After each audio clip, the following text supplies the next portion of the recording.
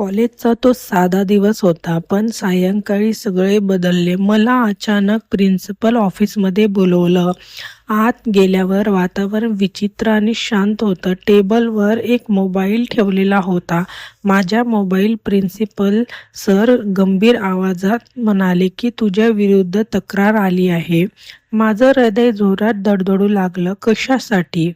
त्यांनी स्क्रीन फिरवली.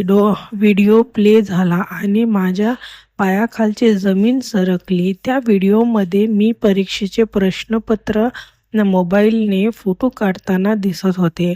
हे खोटं आहे, मी वरडले. मी असं काहीच केले नाही. पण व्हिडिओ अगदी स्पष्ट होता की तारीख आजची आहे आणि वेळ पेपर सुरू होण्याआधीचं.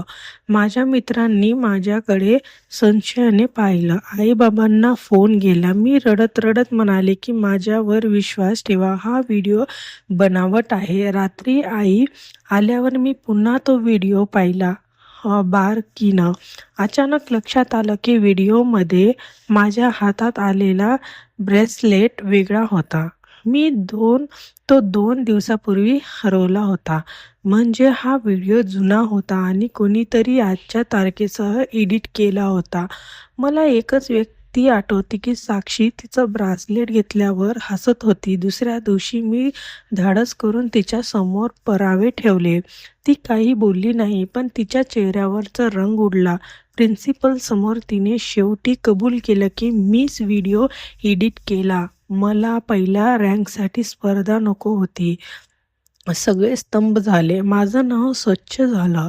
पण त्या क्षणी मला एक गोष्ट समजली की आजच्या काळात आपला सर्वात जवळचा साथीदार आपला फोनच कधीकधी आपल्या विरुद्ध सर्वात मोठा पुरावा बनू शकतो. त्या दिवसानंतर मी शिकलो की सत्य उशीर का होईना पण बाहेर येते आणि विश्वास तुटला की पुन्हा जुळायला खूप वेळ लागतो.